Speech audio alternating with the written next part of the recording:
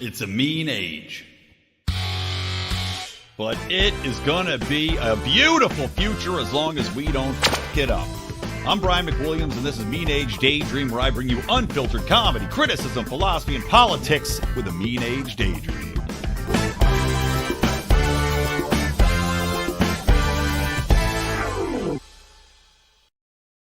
What's happening, my little chocolate-dipped sugar bees? Welcome to Mean Age Daydream. I'll tell you, as always, it's like I meant to record this show a couple hours earlier today to avoid the exact thing that is occurring now, which is I've got my gardener outside blowing, cutting, doing all the things I pay him to do. And then he's got to cut the grass after he's done blowing and, snipping people's foreskins off. Because he's also a rabbi, Hispanic gardener, also a rabbi. That's the upside to immigration. We're going to talk about the immigration issue a little bit today in the border crisis. So I apologize. I've got the gardener outside. Hopefully the new Shure microphone I'm using is focused on my voice and is not going to pick up that external noise. But I'd like to thank you guys. By the way, all of you that support us with Lions of Liberty, all of you that support us for Patreon and through locals, you are the reason why I have this brand new Shure microphone to be able to upgrade our audio technology here. You're the reason we get to go to the events that we attend. So thank you. If you'd like to support the show, you can sign up at patreon.com/Lions of Liberty or lionsofliberty.locals.com. You'll get all of our bonus content, my morning rants. Got back on board, baby. I'm not coughing. I beat this disease. Me and the antibiotics I'm on, killing my good gut health while making my lungs rich and full of life. Fresh knows better. So anyway, guys, welcome to the show.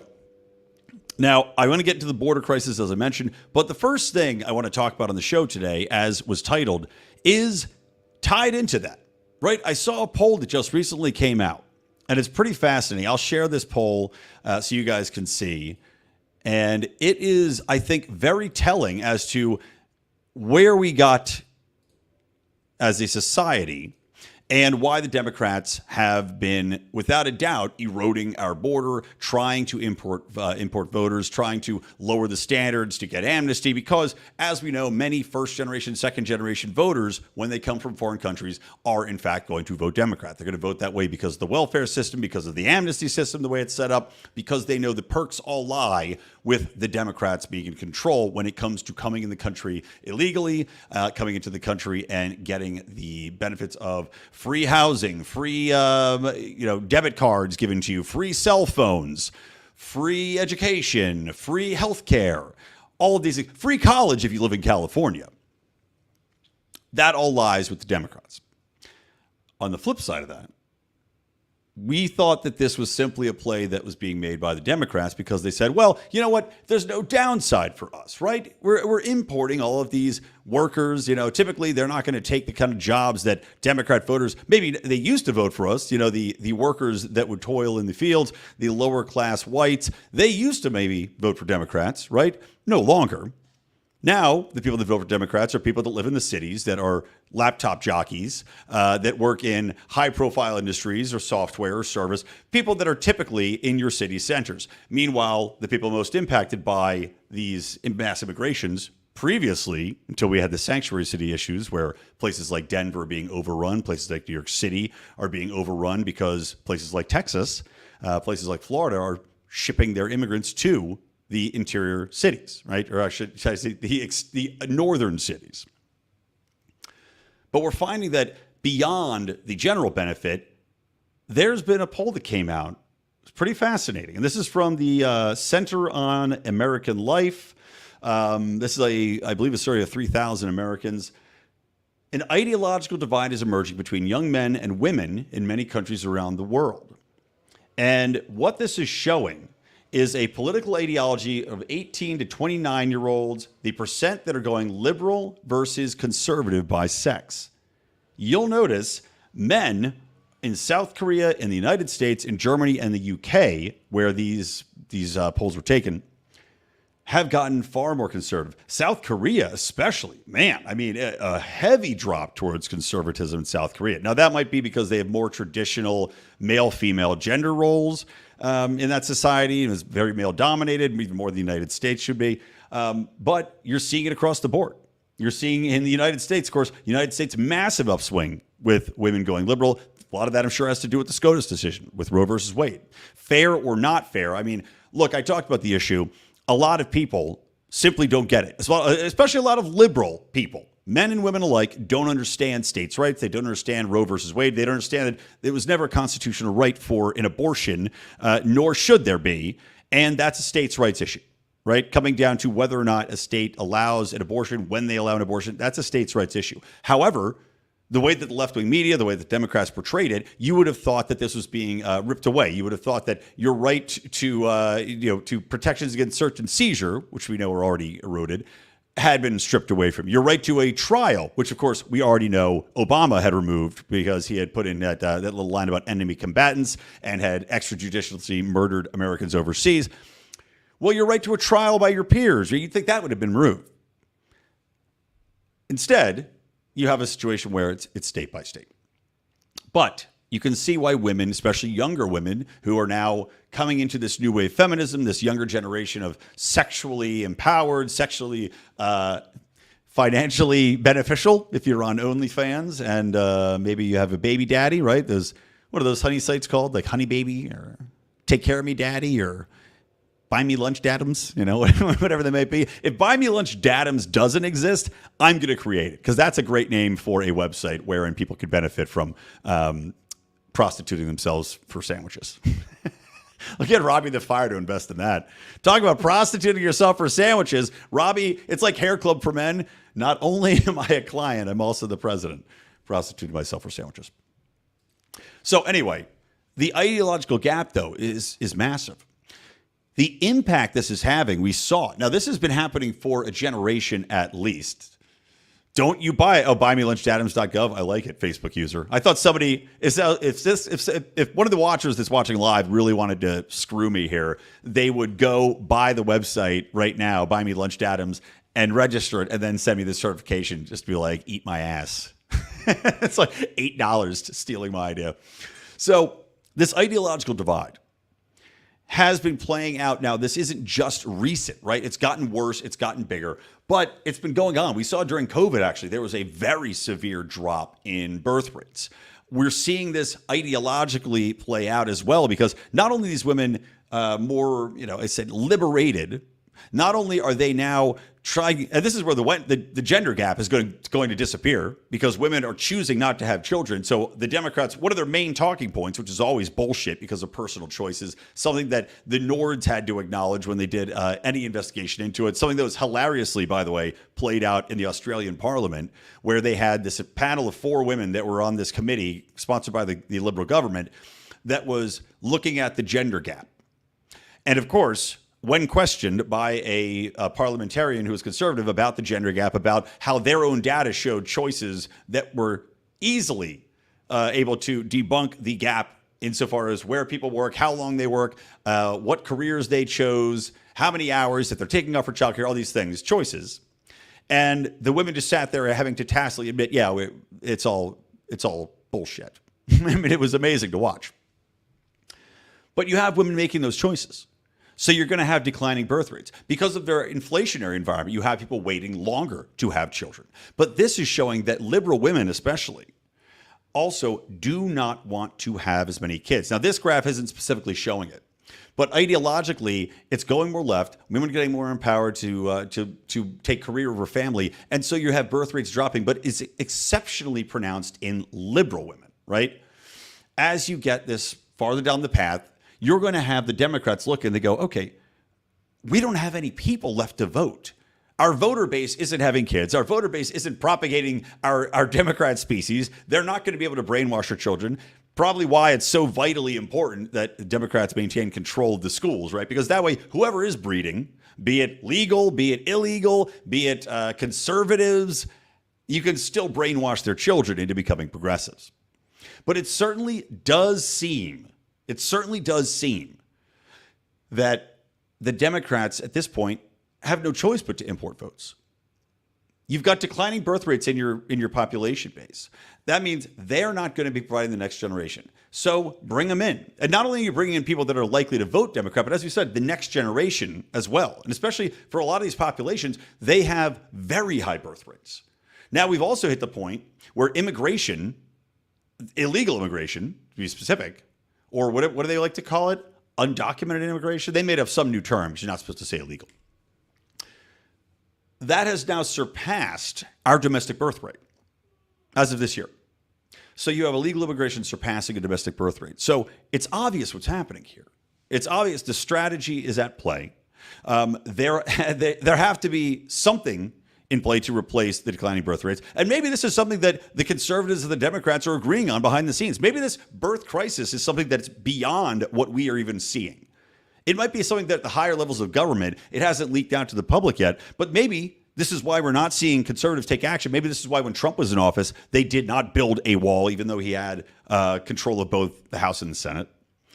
Maybe they have an agreement that we have a situation on our hands. We've got declining birth rates. This is going to impact us as a country. This is going to impact our ability to function. This is going to impact our military. This is going to impact our economy. This is going to impact our workforce. We have to, our tax base, we have to have people here to work and to tax and that are going to continue banging each other and making little tax slaves. So maybe that's why. Maybe that's why we see things continue as they are. Maybe that's why we see even Democrats who were, it used to be an issue that Republicans and Democrats could agree on, that the border had to be secured in some way, shape, or form. There had to be some checks. And now it certainly seems the opposite. Something to think about, guys. Something to think about. So I want to say, good point, Facebook user. I meant to go into that as well. It's not just it's not just people on the liberal left, and these women are saying that it's choosing career over anything else. I've said it's also economy, but to this commenter's point, and I apologize, I can't say who you are. So it's also the climate, right? You bring in the climate. I think it's Brian Engelman. He's talking about agree to disagree. But you bring in the climate, and now people are afraid to have children, right? They're terrified that things are going to fall apart. Or maybe it's Justin. God, sorry, Facebook. I'm trying to remember who does agree to disagree. Well, you got to plug in the show anyway.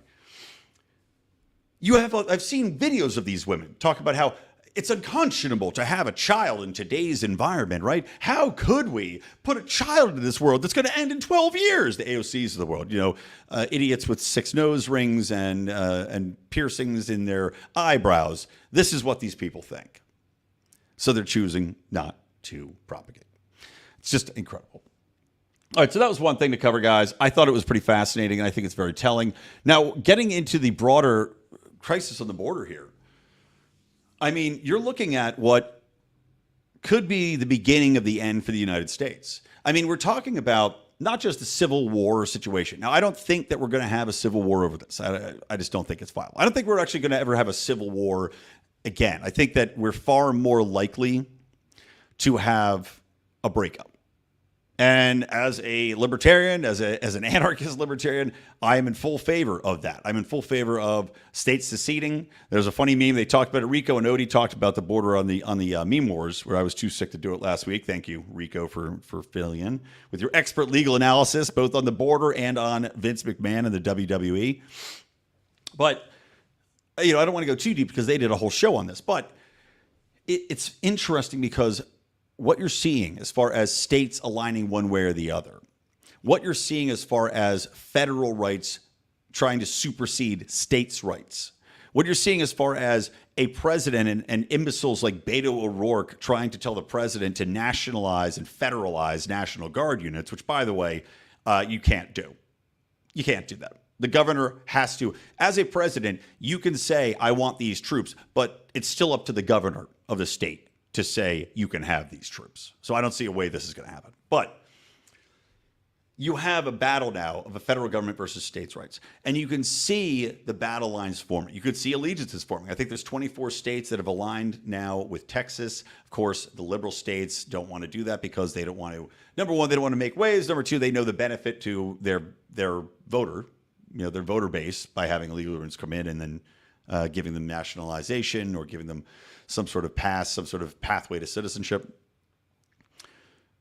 But I think that legitimately now we're seeing how this could happen. You're seeing for the first time a real separation of, hey, we simply are not ever going to agree on this issue. If you continue to do it, then this might go down a dark path. Or as far as I'm concerned, a much brighter path, a far brighter path. Because when you're talking about a country that has become such a bloated monster, an aggressive, bloated, militaristic monster full of hatred, intentionally pitting people against each other, which our government does, our media does. I've talked about this multiple times on different episodes. The way our government goes about its everyday business is designed to break up families, to break up communities, to pit people against each other, because it only benefits the government. When you don't have a community, you don't have a neighborhood, you don't have a family, well, now the government is your family, it is your neighborhood, it is your boss, it is your caretaker, it is your truth. Like we talk about, and this is a speech I had given at the last libertarian gathering we had here in California. I attended with the national board, but I gave a speech about the government's intent to control truth, right? And I've talked about that on the show as well. Your truth is defined, your reality is defined by the people you interact with, by the world around you as you see it, by the media that you imbibe. And your check on that reality is your family and your friends and your community, and maybe it's your church. When that's been eroded, when there's so many issues that have been so contentious and inflamed intentionally by mainstream media, by social media, by your government, by your politicians, right? Political rhetoric has declined and become something akin to professional wrestling, which has always been really, but it's become much more vitriolic to the point where, at least before, there was some measure, there was some decorum, and that's completely fallen to the wayside. So you've got issues that are constantly dividing people. And within that, you lose trust in your fellow man, and you gain trust in your government, which is always a path to destruction, to slavery, to de-weaponization, and then, of course, into poverty, right? Because we're seeing what's happening with Venezuela. I just shared on my timeline an interesting little meme. It's the timeline of Venezuela, just seeing how that country was destroyed within a generation, basically going from one of the richest countries in the world to one of the poorest, to the point where you're jailing political opponents, you're forcing people to sell houses to give to other people. And this is one of the things with the border crisis, too, we're seeing. All right, we see it with the homeless crisis, where California and other states are forcing hotels to take in homeless. Of course, they're paying them.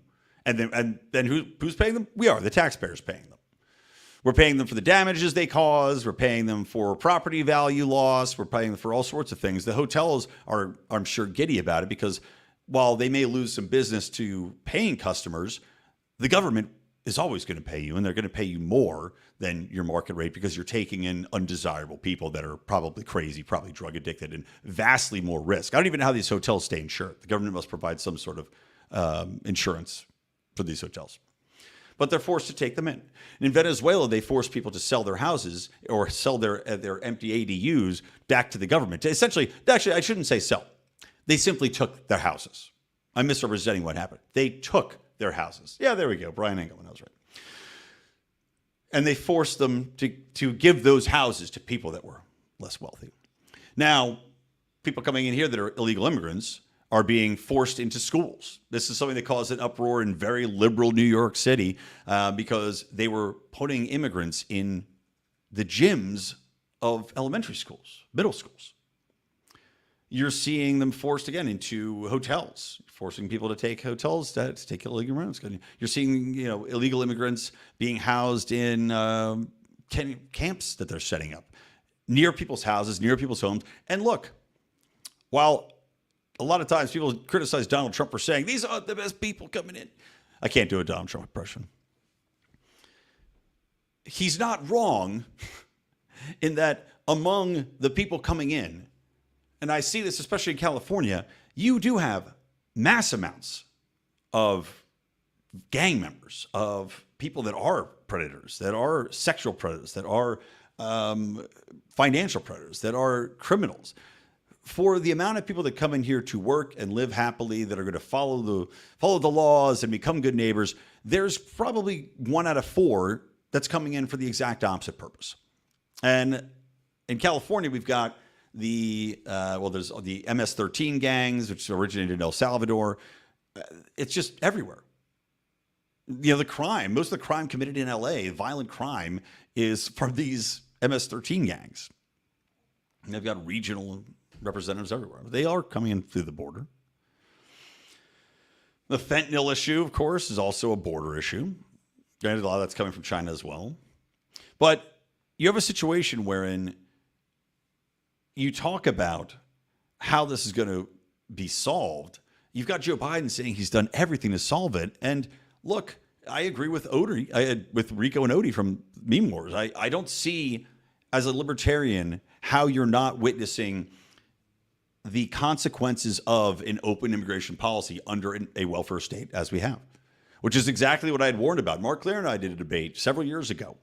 And I made the point that, look, I don't care about the benefits you're trying to tell me immigrants will bring in this situation. I'm telling you that when you have a welfare state like this, when you have a situation that's not set up to absorb this amount of people coming in, you are going to have a collapse. You're seeing it. It wasn't obvious or it wasn't easy to argue against what so many people think is a libertarian right? Your right of movement, your right of passage, but private property rights do supersede your right to movement.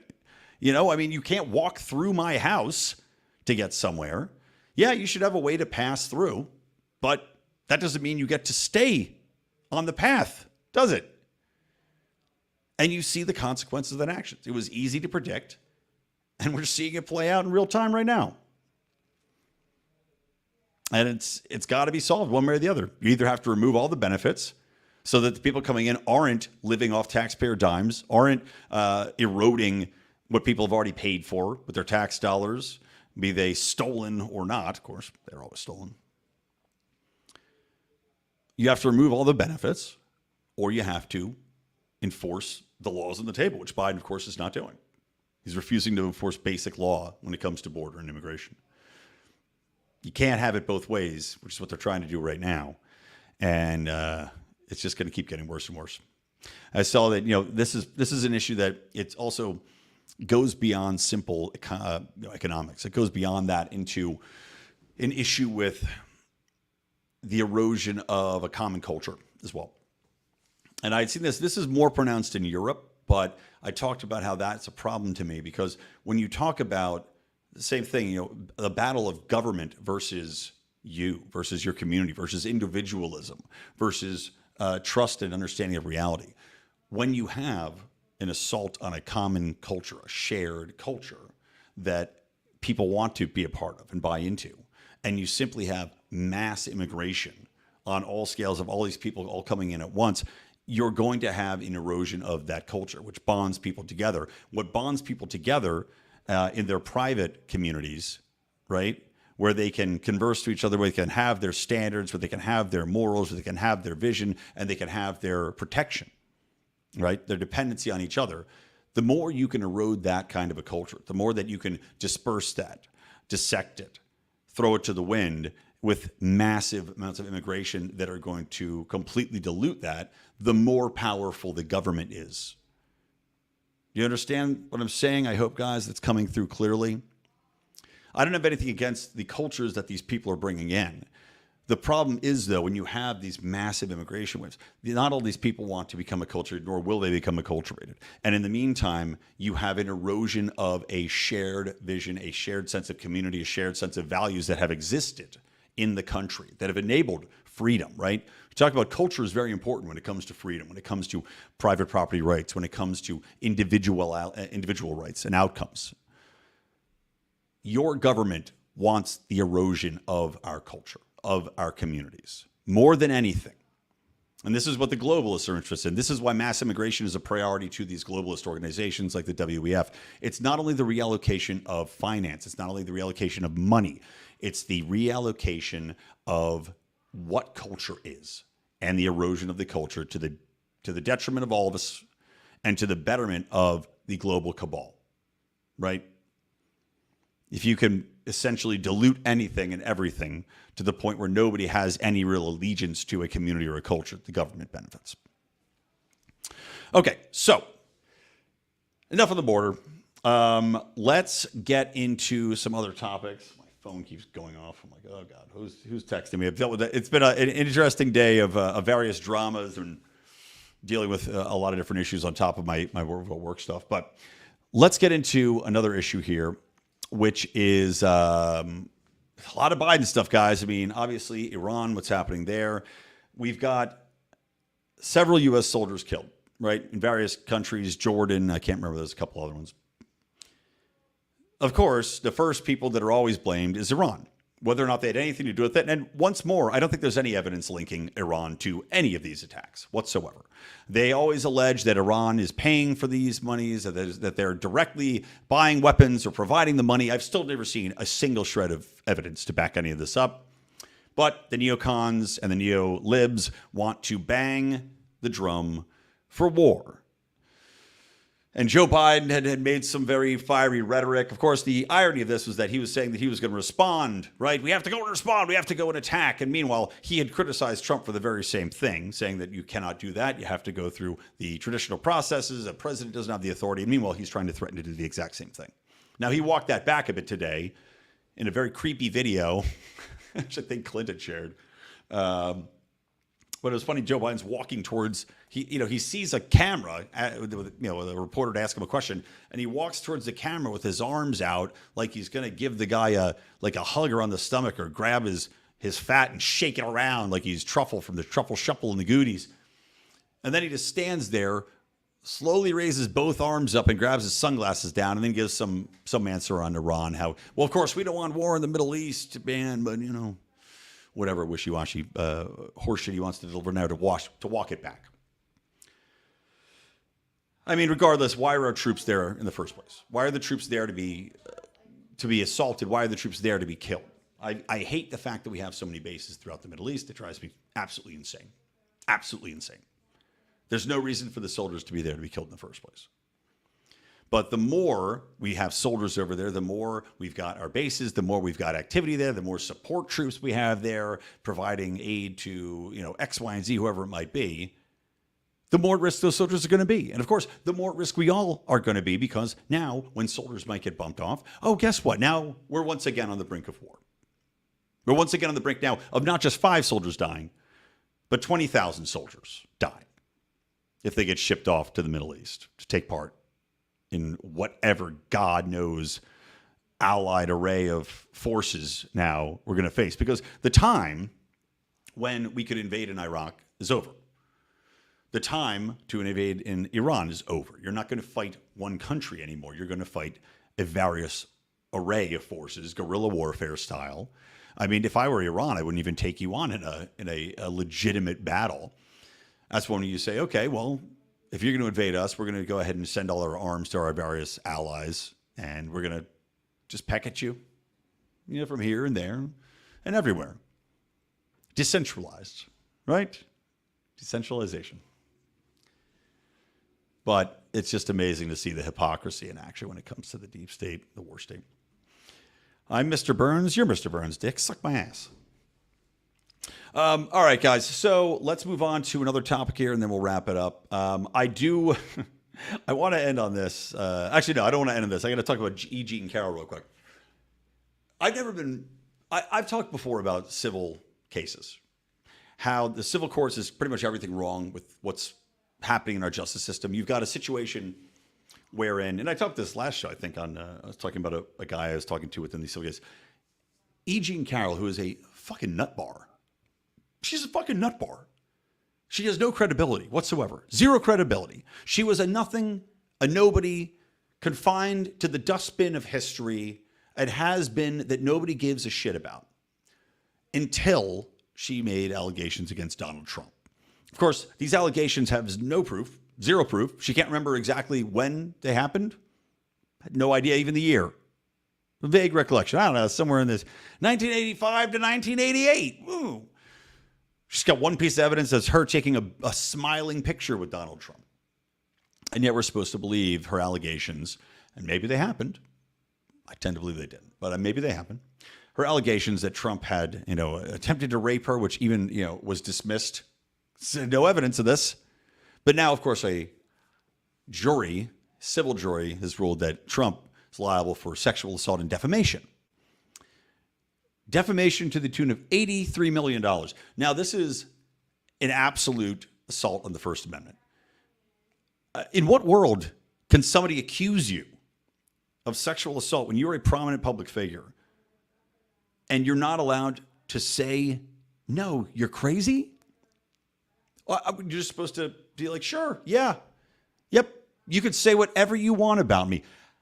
And then when you defend yourself against this, again, irrelevant nutbar, a jury that is clearly out to make a statement against you, that's clearly out to get you, which is what any ultra-leftist jury in New York City is going to be, hands out an $83 million decision. Why? Oh, because of punitive damages. Because this old irrelevant baddie bitch apparently was going to make $83 million over the course of her life if Trump hadn't defended himself against allegations that she made against him. There's no world in which that makes sense. There's no world in which it's right. There's no world in which that's a credible justice system. That is simply, you find a jury in a jurisdiction, right? And you're just fucked. They can make up whatever number they want. It's not experts making this up. That's what really drives me insane about this crap. This isn't experts in HR, in payroll, in career management. It's just a bunch of assholes who want to make Trump pay because they don't like him. And they'll believe whatever she says because it's convenient to do so. And you don't even have to have a jury. You know, it doesn't have to be a unanimous verdict. It could be, one more person thinks that he should get fucked than didn't on that panel. $83 million for someone who was completely irrelevant. Completely irrelevant. I mean, it's disgusting. It's fucking sickening. And the fact that something probably like half the country and all of our media are celebrating this fact, he finally got his, showcases just how stupid they are. It's similar to where, when people will celebrate, be they conservative or liberal, when they'll celebrate some stupid ass lowering of the standard because they want to get Obamacare pushed through, right? Or they want to get a new AUMF pushed through. And so they lower the standard it takes to pass a bill or pass a vote. That fucks all of us. That's to the detriment of every single citizen of this country. But stupid people don't understand that because there's no critical thinking. There's no understanding of long-term impact for anything that happens now. Again, I think this is by intent. I think that the 24-hour news cycle and social media have a lot to do with that. And I think our education system. I've talked about the attack on critical thinking. I've talked about how the mainstream media does not want you to critically think. They actually go out of their way. I talked about how little piggy Brian Stetler had did a whole story about NewsGuard and these agencies, these big corporate media agencies that go to schools and teach kids how to spot misinformation and to not trust social media and to only trust real news sources, AKA them, AKA the mainstream media, the corporate media, I should say. That, of course, is in bed with government. Only trust them. Don't think, guys. Just eat what we're feeding you. Mary Poppins style, little spoonful of sugar. Take your medicine, then get heart failure from it. All right, one more thing to wrap it up. One more funny little thing. I got to share my screen here. This cracked me up so hard, man. Joe Biden, obviously, is just... He's lost it. He has no beer brewed here. The man can't speak. The man can't coherently hold a thought together. I'm excited to see a debate that happens. Every time he speaks now, he ends up looking like he is legitimately mentally handicapped. This was the latest one. But what's my favorite thing here isn't just how absolutely obvious and on display his mental decline is, but what's hilarious is these fucking morons that are out there to support Joe Biden. Gotta vote blue. They're out there to support Joe Biden. And he says something completely incoherent. And their response is to go, yay! way, as if it's a child. It's like your kid tried to tell you a joke, right? And you can tell they don't really know how to speak yet, but they're like, Daddy, why did the ant put on pants? And you're like, why? And they're like, zip up the goobs. And you're like, oh, that's exactly what happens here. Listen to this. The beer brewed here, it is used to make the brew beer in this refinery. Oh, Earth Rider, thanks for the Great Lakes. I wonder why it's called. The beer brewed here, it is used to make the brew beer in this refinery. Oh, Earth Rider, thanks for the Great Lakes. I wonder why it's called. What the fuck was that? What was that? Ooh, Gadooba Goober, the Great Lakes, beer brewed Great Lakes, and that's Gerba Glooba. Good job, honey. Pat on the head, give him a candy cane, give him a vanilla ice cream cone. We know that's his favorite. How do you vote for this person? How are you that delusional to go out? And this is a problem with comedy. Joe Biden is what comedy is on the left now. This is progressive comedy you're watching as well. Let's clap, let's laugh because we agree. Because that's our guy, right? I mean, holy fuck. I watched it 7 times because I wasn't sure if they were laughing at him, but they were definitely, let's make sure the special kid feels okay laughing. Let's make sure that we know that we're with our boy. We're with our mentally incoherent brain worms as well as butt worms, Joe Biden, our corrupt, insane, dementia-riddled little boy. Let's make sure that he knows that we love him. And I love you, all my little buttworm-infested monkeys. Thank you for joining me on Mean Age Daydream. Thank you to those of you who have been watching along and complimenting along and taking part in the show. Really appreciate it. Again, if you guys want to support us, what we do here, if you want to make sure that we're dick deep in new microphones, you can support us on Patreon, patreon.com/Lions of Liberty. Or lionsofliberty.locals.com. You get bonus materials there. You get our Secrets, Lies, and Cover-Up show. We're working on another one coming up very soon on that. And we will also be doing, I think, maybe I'll do a Super Bowl poll. I do my Good Morning Fuckhead rants. And we're going to do some new shows as well. Degenerate Gamblers takes a hiatus when the NFL season ends. But we like to plug some other stuff in there for a good time. So for a good time, call us at our Patreon. Otherwise, guys, please subscribe if you have time. I'd love it if you could write a review for the show. Also, of course, if you wouldn't mind, please go subscribe to the new First Episode podcast, where I review a classic show and a brand new show. We just did Star Trek and the new Ted. I hated Ted so much. Fuck, it was terrible. Woke bullshit check marking to excuse every joke they made. And next Thursday, we're going to be doing the very first episode of the beloved Alien Muppet Show, the only legal alien I support now. Alf. We're going to be doing Alf and the first episode of the new season of The Bachelor, a show which I don't watch, but I love to hate. So tell your wives to sit down and enjoy watching a libertarian and his friends Rico and Don make fun of that show. All right, guys, thanks a lot for visiting, for watching, for listening. From me, Brian McWilliams, from the Lions of Liberty. Yes, we do have a Lions of Liberty Discord, by the way, too. The person just asked, but I'm too lazy to post a link to it right now. Thank you for listening to the Lions of Liberty. From me, Brian McWilliams, and from Mean Age Daydream. Keep those electric eyes on me, babe. I got to stop reading comments and know my sign off. Keep that ray gun to my head. Later.